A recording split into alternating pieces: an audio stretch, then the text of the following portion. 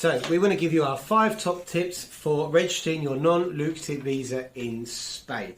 Okay, so here in Upsticks we break down the non-lucrative visa process into 2 sections. We have stage 1 and stage 2. Stage 1, excuse me, still got a bit of a flu going on. Stage 1 is getting the documents ready to apply for the visa. Stage 2 is once you've got the visa in your hand, registering it here in Spain. And today I've been on my call day, so I've been speaking to people doing our 20-minute discovery calls. And I love these days because, well, not only do we get to meet a lot of new clients, but I also get a lot of questions and it helps me to think of ideas for videos, so it's great. And today I've got a lot of questions. I don't know why today, but a lot maybe stuff on social media tends to direct the questions that people ask me. But there's a lot of the questions about registering the visa once you actually get to Spain. So our top tips. Top tip number 1 is, well, when you get the visa in your hand, make sure you check the personal details on the visa. Make sure your name's correct. If you've previously had an NIE number, make sure that's correct. Your date of birth's correct. And most importantly, check the start date of the visa. We have had some times where there's been a mistake and it's been a little bit further along than the people have wanted. And you don't want to wait for the visa to start. Remember, you need to enter Spain after the start date of the visa. So check the details on the visa and make sure they're correct. And if they're not, evidently contact the consulate that issued the visa to let them know. Top tip number 2 is when you get to Spain, make sure you get an entry stamp. Excuse me. The entry stamp into Spain is what the police are going to use to start your residency. So when you go to register your visa, you can have an entry date stamp in your passport. They're going to look at that. That's going to be the start date to your TIE card. Okay, what happens if you don't get an entry stamp? Or say you come through France, for example, you can't get one in Spain. Okay, you can do a thing called a declaración de entrada. So when you first get into the country, you can actually go to the local national police station, which has a foreigners office, and declare you are there, and then use that as your entry stamp.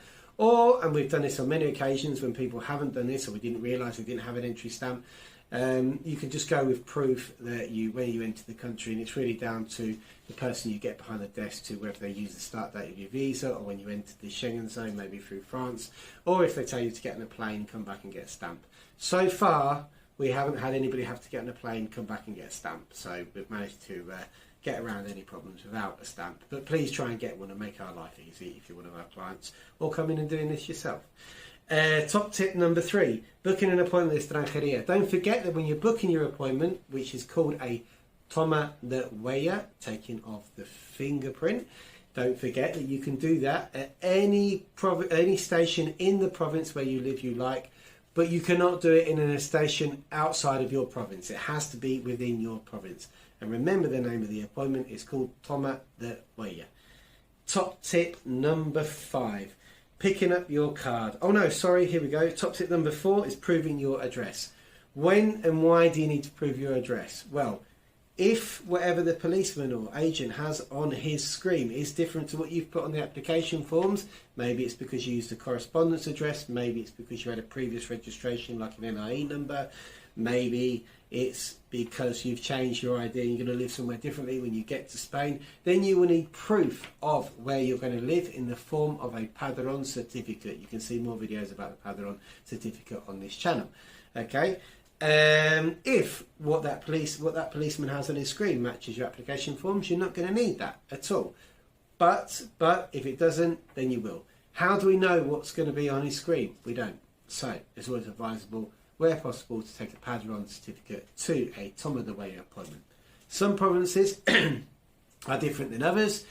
Some provinces aren't as strict, and they'll let you change the address within provinces for the first time without a padrón. Some are really strict, like Granada, and they're like, oh, there's 1 digit out, I need to see a padrón.